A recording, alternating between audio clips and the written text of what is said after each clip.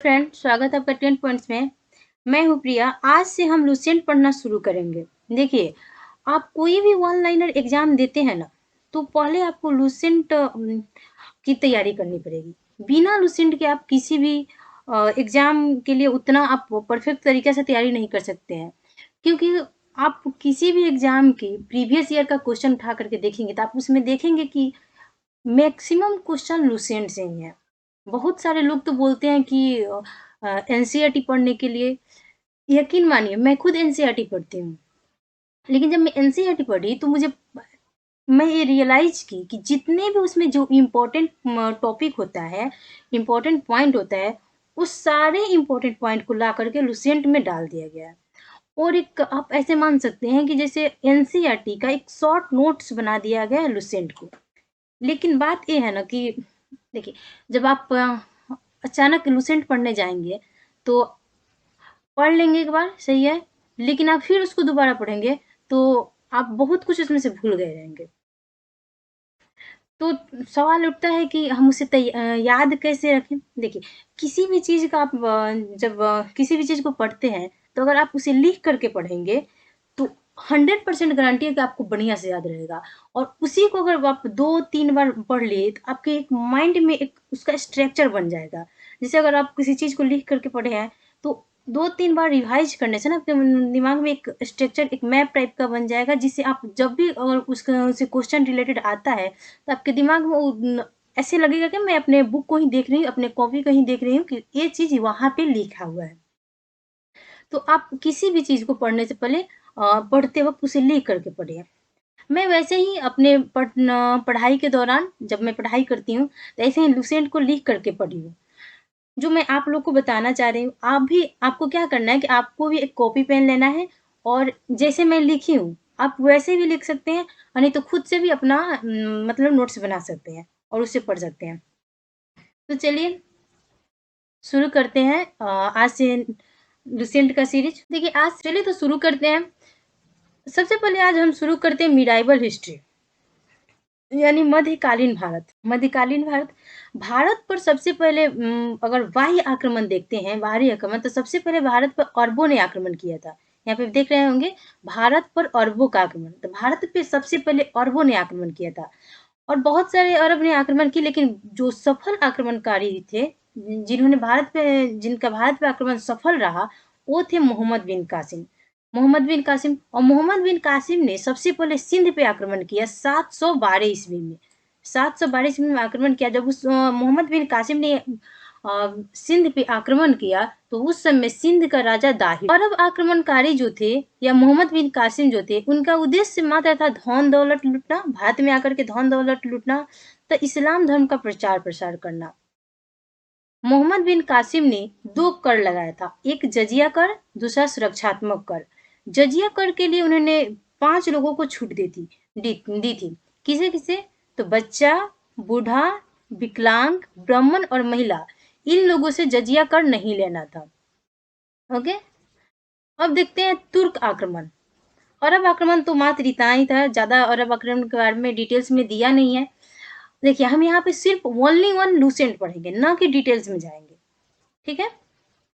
तो उसके बाद देखते हैं तुर्क आक्रमण। भारत पे 2 तुर्क आक्रमण हुआ था, एक गजनबी ने आक्रमण किया था, दूसरा गौरी ने। एक गजनबी ने, दूसरा गौरी ने। तो देखते हैं सबसे पहले मोहम्मद गजनी यानी गजनी साम्राज्य। तो गजनी साम्राज्य के संस्थापक जो था वो था अलप्तगीन। कौन था? अलप्तगीन। गजनी साम्राज्य के संस्थापक अलप्तगीन था। और अलप्तगीन का दामाद या गुलाम कौन था? सुबुक्तगीन था। और सुबुक्तगीन का पुत्र था महमूद गजनी। कौन था? गजनी साम्राज्य के संस्थापक था अलप्तगीन, लेकिन अलप्तगीन का दामाद सुबुक्तगीन था और सुबुक्तगीन का बेटा था महमूद गजनी। जब सुबुक्तगीन शासन कर रहा था, उस समय सुबुक्तगीन के शासनकाल में जो मोहम्मद गजनी था, ये खुरासान का शासक था। खुरासान कहाँ है? तो ईरान का जो उत्तर पूर्व यानी नॉर्थ ईस्ट का क्षेत्र देखेंगे, वहां पे खुरासान पड़ता है। तो उस समय सुबुक्तगीन के शासन के समय महमूद गजनी जो था वो खुरासान का शासक था। यहाँ पे आप इसे 998 लगा लेंगे, ये थोड़ा सा रॉन्ग हो गया है। तो मोहम्मद गजनी जो है 998 ईस्वी में गद्दी पर बैठा। जब वो गद्दी पर बैठा तो इसकी उम्र 27 वर्ष की थी। मोहम्मद गजनी ने अलकादिर बिला से, जो बगदाद के खलीफा थे अलकादिर बिला से, इन्होंने 2 उपाधि ली थी, यामीन उद्दौला तथा यामीन उमुला की उपाधि अलकादिर बिला से मोहम्मद गजनी ने ली थी। मोहम्मद गजनी भारत पर 17 बार आक्रमण किया था। कितना बार? 17 बार आक्रमण किया था। सबसे पहला इसका आक्रमण था 1001 ईस्वी।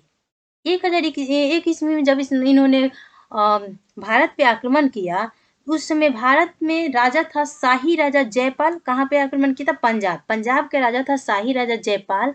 सबसे पहले 1001 ईस्वी में मोहम्मद गजनी ने शाही राजा जयपाल के विरुद्ध आक्रमण किया था और इन्हें पराजित कर दिया।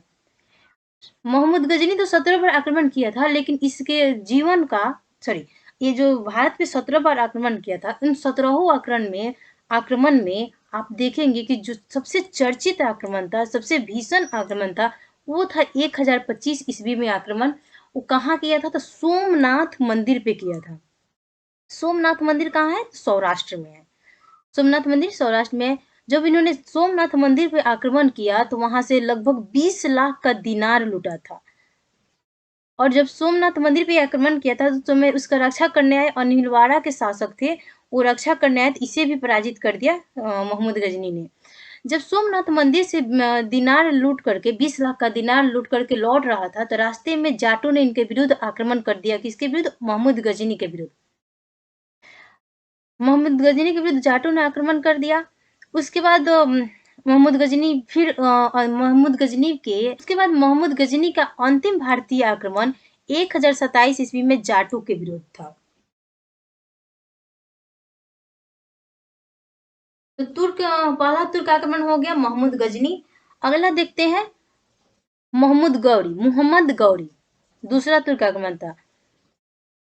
मोहम्मद गौरी जो है वो 1173 ईस्वी में शासक बना था। कब बना था? 1173 ईस्वी में शासक बना।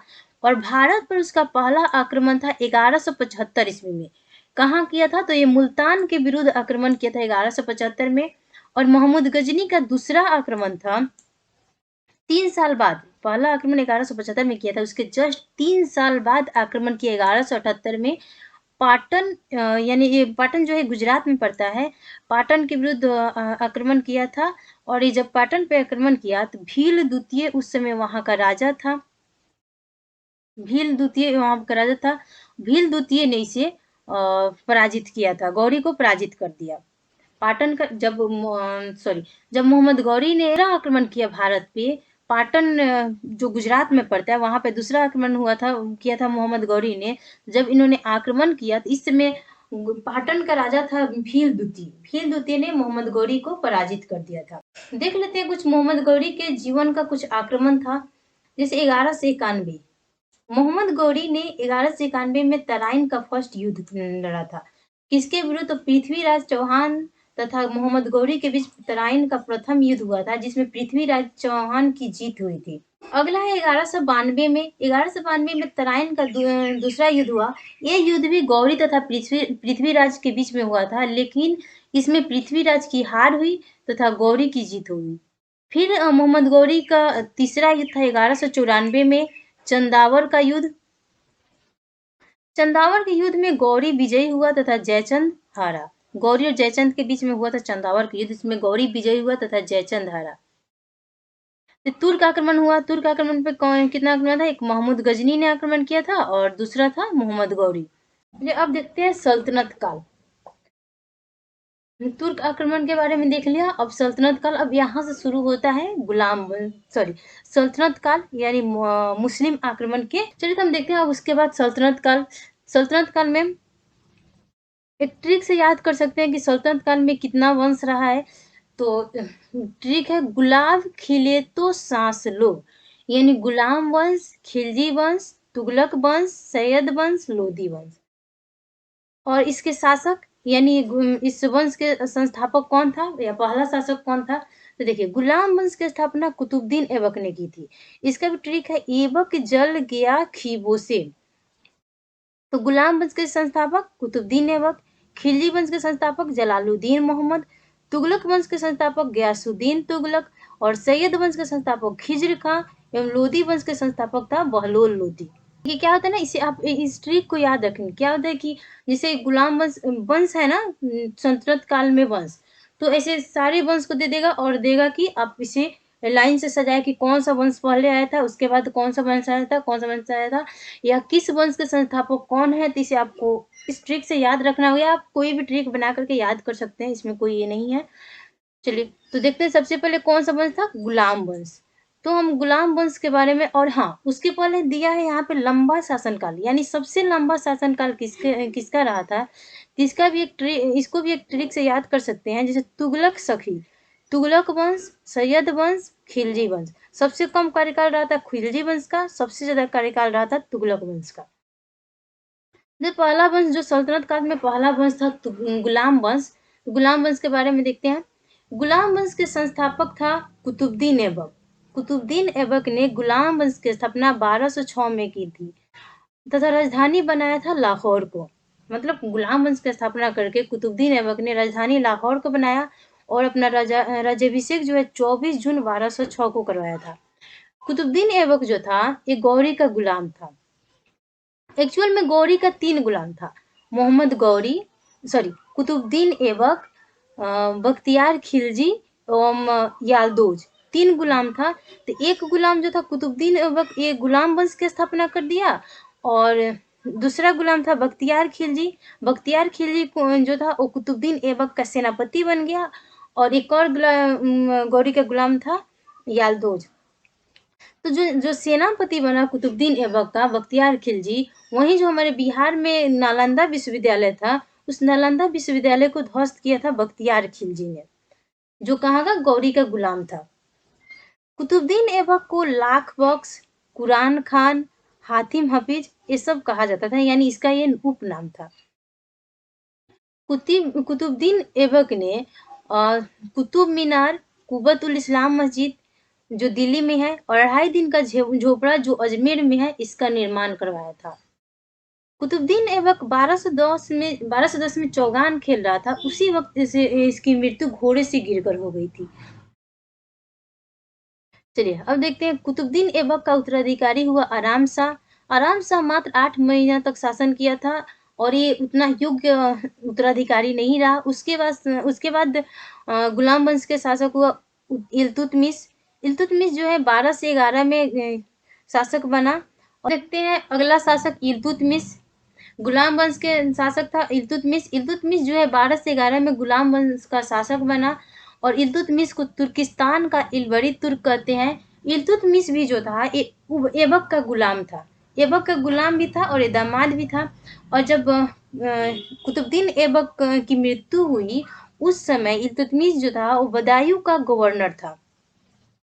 इल्तुतमिश ने राजधानी परिवर्तित की। जो राजधानी कुतुबुद्दीन ऐबक ने लाहौर में स्थापित की थी, वहीं इल्तुतमिश ने उस राजधानी को परिवर्तित करके दिल्ली लाया था। यानी दिल्ली को अपना राजधानी बनाया कौन, इल्तुतमिश। तथा सुल्तान की उपाधि धारण किया था इल्तुतमिश ने, और वैधानिक स्वीकृति यानी बगदाद के खलीफा से वैधानिक स्वीकृति प्राप्त की थी। उसके बाद सुल्तान की उपाधि धारण की थी, किसने, इल्तुतमिश ने। इल्तुतमिश जो था चालीसा दल का गठन किया, जिसे तुर्कान ए चहलगानी कहा गया। एकता व्यवस्था लागू की, जो सैनिकों को एकता व्यवस्था क्या था, सैनिकों को जमीन दिया जाता था, उनके वेतन के बदले सैनिकों को जमीन देना था। और जो उन्होंने चालीसा दल का गठन किया, जिसे तुर्कान ए चहलगानी कहा गया। उसके बाद यहाँ पे देखते हैं इल्तुतमिश ने शुद्ध अरबी सिक्का, चांदी का टाका तथा तांबा का जीतल चलाया था। क्या, 2 सिक्का चलाया था इल्तुतमिश ने। क्या, कौन कौन सा, चांदी का टाका और तांबा का जीतल, 2 सिक्का इन्होंने चलाया था। इसके बाद इल्तुतमिश का उत्तराधिकारी हुआ रुकनुद्दीन फिरोज, जो अयोग्य शासक था। रुकनुद्दीन फिरोज के बाद शासक हुआ रजिया बेगम। देखिए इसमें लुसेंट में जो भी इंपॉर्टेंट टॉपिक्स है ना, कुछ ज्यादा ही इधर उधर का दिया है, उसे मैं छोड़ दी हूँ, आप देख लेंगे। ज्यादा पॉइंट नहीं है, कुछ 1-2 टॉपिक है, उसे छोड़ी हूँ। उसके बाद जितने भी इम्पोर्टेंट है सारा इसमें इस नोट्स में मैं कवर की हुई हूँ। तो चलिए अगला देखते हैं रजिया बेगम। रजिया बेगम जो थी भारत की प्रथम महिला शासक थी, प्रथम मुस्लिम महिला शासक थी। कौन, रजिया बेगम। रजिया बेगम जमालुद्दीन याकूत को अमीर ए आखुर की उपाधि दी थी। क्या दी थी? अमीर ए आखुर की उपाधि दी थी जमालुद्दीन याकूत को। रजिया की शादी अल्तुनिया से हुई। उसके बाद रजिया की हत्या कैथल के पास 13 अक्टूबर 1240 को हो गई। और इनकी हत्या किसने की थी? तो जो चालीसा दल था ना, जिसकी स्थापना की थी किए थे इल्तुतमिश ने, उन्हीं चालीसा दल ने मिल करके इसकी रजिया बेगम की हत्या करवा दी। अगला शासक हुआ रजिया बेगम के बाद शासक हुआ बहराम शाह। बहराम शाह भी ज्यादा दिन तक शासन नहीं किया। बहराम शाह के बाद शासन किया अलाउद्दीन मसूद शाह। अलाउद्दीन मसूद शाह के बाद आया नसरुद्दीन मोहम्मद। नसरुद्दीन मोहम्मद जो है वो बलबन के सहयोग से शासक बना था। नसरुद्दीन मोहम्मद टोपी सीकर जीवन निर्वाह करता था। नसरुद्दीन मोहम्मद के बाद आया बलबन। इतना ये सब जो शासक है ना, वो इतना इम्पोर्टेंट नहीं है। बस मैं बता दूं कि एक सिलसिलेवार रहेगा कि किसके बाद कौन सा शासक बना था, लेकिन उतना इम्पोर्टेंट नहीं है। जिसके बारे में मैं डिटेल से बताई हूँ ना, वो ज्यादा इम्पोर्टेंट है। अगला शासक देखते हैं बलबन। बलबन का वास्तविक नाम था बहाउद्दीन। बलबन ने तुर्कान ए चिहलगानी का विनाश कर दिया। वहीं तुर्कान ए चिहलगानी, जिसे चालीसा दल कहा जाता है, और इल्तुतमिश ने इसकी स्थापना की थी, उसका विनाश कर दिया बलबन। बलबन 1266 ईस्वी में गयासुद्दीन बलबन के नाम से दिल्ली की गद्दी पर बैठा। बलबन ने मंगोल आक्रमण से दिल्ली की रक्षा की थी। बलबन एक नया उत्सव मनाना शुरुआत किया, नौरोज उत्सव, जो किस भाषा में था? तो फारसी रीति रिवाज में था नौरोज उत्सव। इसको मनाना शुरुआत किया बलबन ने। बलबन जो है सिजदा एवं पैबोस प्रथा की शुरुआत की थी। बलबन विरोधियों के प्रति रक्त और लौह नीति को अपनाया था। बलबन ने 2 उपाधि धारण की थी। एक था जिल ए इलाही की उपाधि। जिल ए इलाही की उपाधि किसने धारण किया था? बलबन ने। फिर उलू खां की उपाधि धारण किया था बलबन ने नसरुद्दीन मोहम्मद से। यानी नसरुद्दीन मोहम्मद, वही नसरुद्दीन मोहम्मद जिसको शासक बनाया था कौन? बलबन के सहयोग से शासन बना था नसरुद्दीन मोहम्मद। यही नसरुद्दीन मोहम्मद ने बलबन को उलुग खां की उपाधि दी थी। दीवान ए अर्ज विभाग की स्थापना की थी बलबन।